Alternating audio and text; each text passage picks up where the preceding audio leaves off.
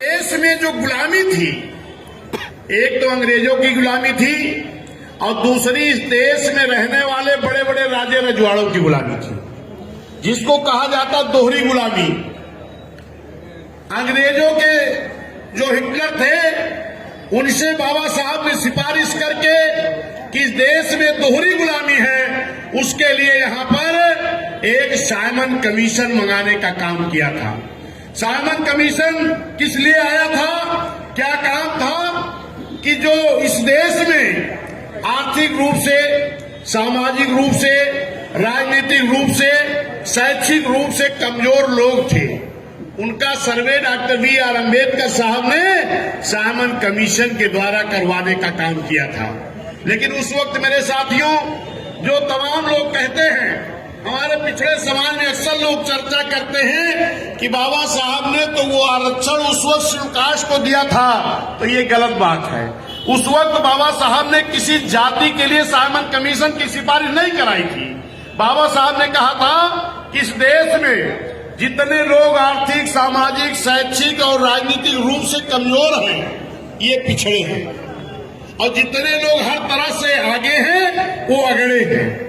तो जो अगड़े और पिछड़े, उन पिछड़े लोगों का जब सर्वे शुरू हुआ तो डॉक्टर B.R. अम्बेडकर साहब दिन भर कमेटी के साथ रहते थे और रात में पिछड़े लोगों के गांव में और मोहल्ले में जाते थे कि कल जब आपके गांव में साइमन कमीशन की कमेटी आएगी तो आप भी अपने आप को ये बता देना कि आर्थिक रूप से, शैक्षिक रूप से और सामाजिक रूप से हम भी कमजोर हैं, मेरा भी नाम इस सूची में दर्ज कर लो। वहीं पर जो लोग आपके पिछड़े लोगों को आरक्षण नहीं देना चाहते थे, वो लोग भी उसी गांव में तुरंत जाके पहुंच जाते थे, जो आपके आरक्षण के विरोधी थे, और जाकर के कहते थे कि बाबा साहब तो आपके गांव में नहीं आए थे। कहीं नहीं, बाबा साहब आए थे। कहीं क्या कह करके गए हैं, कहीं बाबा साहब कह करके गए हैं कि कल जब कमेटी आएगी तो उसमें जितने लोग आर्थिक, सामाजिक, शैक्षिक, राजनीतिक रूप से कमजोर हो, अपना नाम उस सूची में दर्ज करा देना। तो वो लोग क्या कहे कि अगर आप सूची में नाम दर्ज करा दोगे तो आप तो नीच हो जाओगे, शूद्र हो जाओगे, अछूत हो जाओगे। मेरे सम्मानित साथियों, उन पिछड़े लोगों में जिन लोगों ने बाबा साहब की बात को मान लिया, उस सूची में नाम दर्ज करा दिया, वही लोग हो गए अनुसूचित जाति। और जिन लोगों ने नाम दर्ज कराया, समतल एरिया के लोग हो गए अनुसूचित जाति, और जो पहाड़ी क्षेत्र के थे, जो आपके मध्य प्रदेश के वाटर कोराव, सोराव की विधानसभा, दुद्दी विधानसभा के लोग रहे, ऐसे लोग जो पहाड़ी क्षेत्रों में रहे हैं, वो हो गए अनुसूचित जनजाति। जितने लोगों ने बाबा साहब की बात को माना, वो लोग सूची में नाम दर्ज कराए तो अनुसूचित जाति, अनुसूचित जनजाति हो गए, SC और ST हो गए। और जिन लोगों ने बाबा साहब की बात को नहीं माना, वो क्या रह गए, पिछड़े के पिछड़े। हमने क्या कहा, सर्वे किसका हुआ था, जो पिछड़े थे। और जब पिछड़े जो बाबा साहब की बात को मान गए, वो सूची में नाम दर्ज करा दिए, तो वही हो गए अनुसूचित जाति, अनुसूचित जनजाति। और जिन लोगों ने बाबा साहब की बात को नहीं माना, वो रह गए पिछड़े के पिछड़े। उन्हीं को आज कहते हैं OBC। दारा निषाद जी, विश्वनाथ पाल जी, ये मौर्य जी, ये प्रजापति जी, ये नाई जी, ये बढ़ई जी, ये लोहार जी, कुम्हार जी, विश्वकर्मा जी, राजभर जी, सैखवार जी, कुर्मी जी, यादव जी, ये पिछड़े क्यों रह गए, क्योंकि उस वक्त बाबा साहब की बात को नहीं माने थे। लेकिन धन्य डॉक्टर B.R. अम्बेडकर साहब, उन्होंने सोचा कि हमारा पिछड़ा समाज मेरे कहने के बाद भी पूरी तरह से मेरी बात को नहीं मान रहा है। चलिए, जो लोग मान गए वो तो सूची में चले गए, अनुसूचित जाति, अनुसूचित जनजाति में चले गए, उनको तो आरक्षण मिल जाएगा। लेकिन ये जो भोला भाला समाज है, जिनको दुश्मनों ने समझा दिया, जो इनको आरक्षण नहीं देना चाहते हैं, ये तो उनकी बात मान गया है। इसके लिए बाबा साहब ने क्या व्यवस्था किया कि आर्टिकल 340 के तहत एक संविधान में जगह दे दिया कि फिर कभी जब इनकी जांच कराई जाएगी फिर से इनके सर्वे होगा, गठन किया जाएगा आयोग के द्वारा, तब आरक्षण मिल जाएगा। मेरे सम्मानित साथियों, मैं आपको बताना चाहता हूं, काका कालेलकर आयोग के कमेटी के द्वारा 1952 में दोबारा फिर आपको आरक्षण देने की रिपोर्ट आ गई। लेकिन मेरे सम्मानित साथियों, पहली बार वोट कब पड़ा है? 1952 में। और देश की आजादी के बाद वोट पड़ने के बाद भी 52 में आपके पिछड़ों के लिए जो छूट गए थे उनके आरक्षण के लिए काका कालेलकर आयोग की रिपोर्ट आ गई। लेकिन दुर्भाग्य की बात रही कि बाबा साहब ने एक चीज संविधान बना के सौंपते वक्त कहा था कि इस देश का संविधान मैंने बहुत अच्छा बनाया है, लेकिन अगर इसको लागू करने वालों की नीयत साफ नहीं रही तो अच्छा संविधान भी अच्छा काम नहीं कर पाएगा। सम्मानित साथियों, वही बात आई कि संविधान में आर्टिकल 340 के तहत व्यवस्था तो रही है, लेकिन इस देश के जो संविधान को लागू करने वाले लोग रहे हैं उन लोगों ने पिछड़ों को काका कालेलकर आयोग आने के बाद भी, रिपोर्ट आने के बाद भी आरक्षण नहीं दिया गया। कुछ नेता लोग कुछ दबी जुबान से 77 में उस बात को उठाई गई तो जो उस वक्त इस देश के प्रधानमंत्री थे उन्होंने कहा ये रिपोर्ट तो पुरानी हो गई है, इस रिपोर्ट के आधार पर अब आरक्षण पिछड़ों को नहीं दिया जा सकता है। फिर से मंडल कमीशन की आयोग बना और मंडल कमीशन ने भी सर्वे करके जांच करके पिछड़ों को आरक्षण देने के लिए फिर रिपोर्ट आपकी आकर के 78 में सौंप दी जाती है। फिर भी इस देश के जो जिन लोग इस देश की हुकूमत चला रहे थे उन लोगों ने फिर पिछड़ों को आरक्षण नहीं दिया। लेकिन धन्य माननीय कांसी राम साहब मान्या बहन जी जब बहुजन समाज पार्टी बनाए तो माननीय कांसी राम मान्या बहन जी ने कहा, साहब ने कहा कि पिछड़ों की लड़ाई मैं लड़ूंगा। पहली बार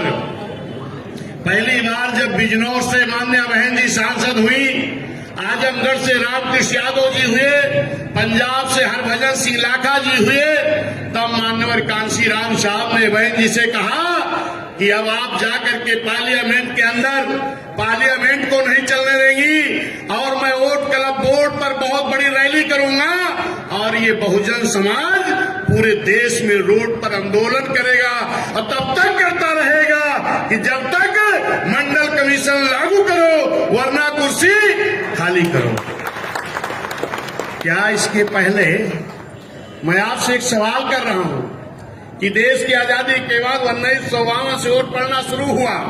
आप तो तमाम दल के लोग पिछड़ों के हितैषी हैं। क्या मेरे सम्मानित साथियों, पिछड़े समाज में नेता नहीं थे? कि शेड्यूल कास्ट में कोई ऐसा नेता नहीं था? क्या इस देश में कोई ऐसा नेता नहीं था कि जो मजबूती के साथ आपके आरक्षण लागू कराने की बात करता? कोई नहीं था।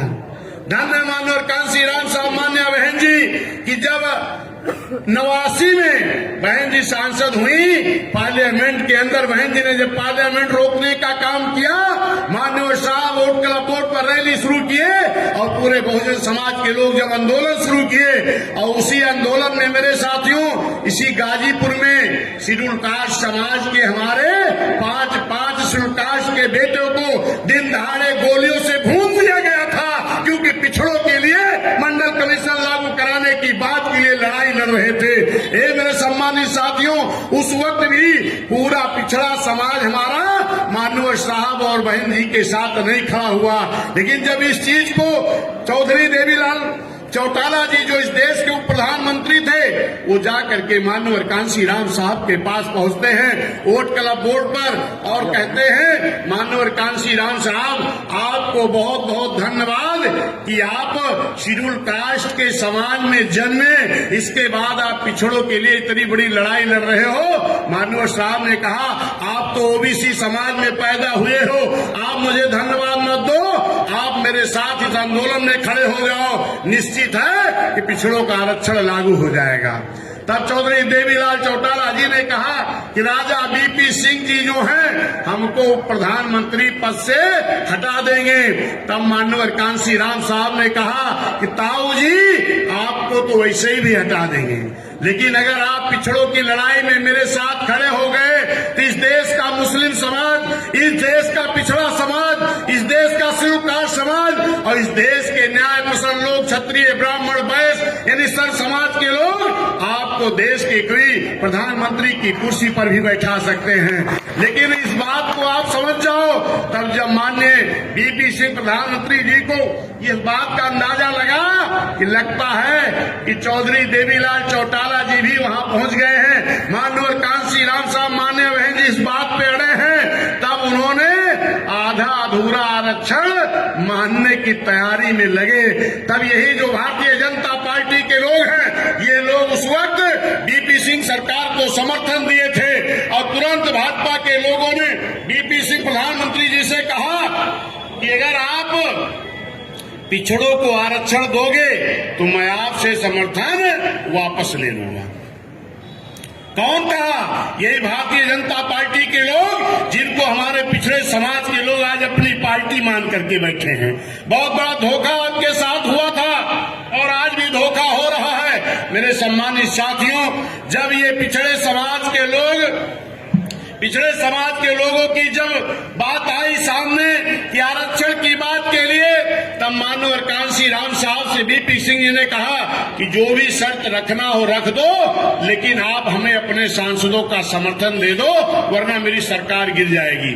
तब माननीय कांसी राम साहब ने कहा शर्त तो रहेगी, लेकिन आपकी नहीं, मेरी शर्त रहेगी।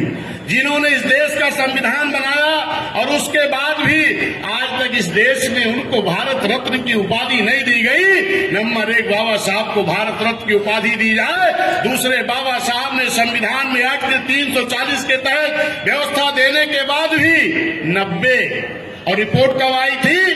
52 में। 52 से 90 तक कई साल बीत गया?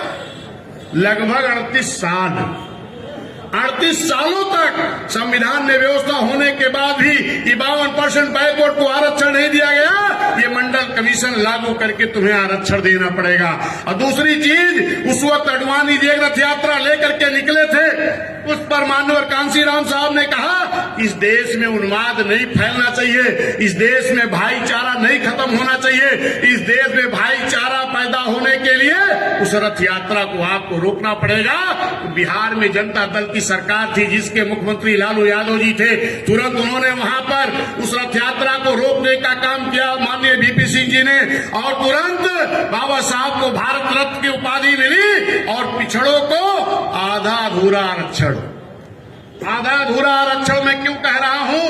क्योंकि साथियों, जो उस वक्त बाबा साहब की बात को मान गए थे, साइमन कमीशन के वक्त जो अनुसूचित जाति अनुसूचित जनजाति में रहे, उनको विधानसभा में भी आरक्षण है, लोकसभा में भी है, जिला पंचायत प्रमुख, प्रधानी, मेंबरी हर जगह पर है, नगर पालिका, नगर पंचायत में भी है। लेकिन पिछड़े समाज के लोगों, आपका जब माननीय साहब मान्य बहन जी के दबाव में, बहुजन समाज पार्टी के दबाव में जब आरक्षण मिला, तो वो भी क्योंकि पिछड़ा हमारा अगर पूरा खड़ा हो गया होता उस वक्त माननीय साहब के साथ, बहन जी के साथ, तो पूरा आरक्षण लागू हो जाता। अब आप जानते हैं कि आपका आरक्षण गांव में प्रधानी में है, मेंबरी में है, बीडीसी में है, जिला पंचायत सदस्य में है, प्रमुखी में है, अध्यक्षी में है, चेयरमैनी में है, महानगर पालिका में भी है, वार्ड में भी है और जिला पंचायत अध्यक्ष में भी है। लेकिन क्या पिछड़ों का आरक्षण विधानसभा में है, लोकसभा में है? जहां पर बाबा साहब के संविधान के बारे में अपनी बात रख करके उस संविधान में अपना हक अधिकार ले सकते हो, वहां आज भी पिछड़ों 75-76 साल के बाद भी आपका आरक्षण नहीं मिला है। और अगर ये संभव है तो ये तब संभव होगा जब इस देश के हुक्मरान बहुजन समाज पार्टी को आप बनाएंगे।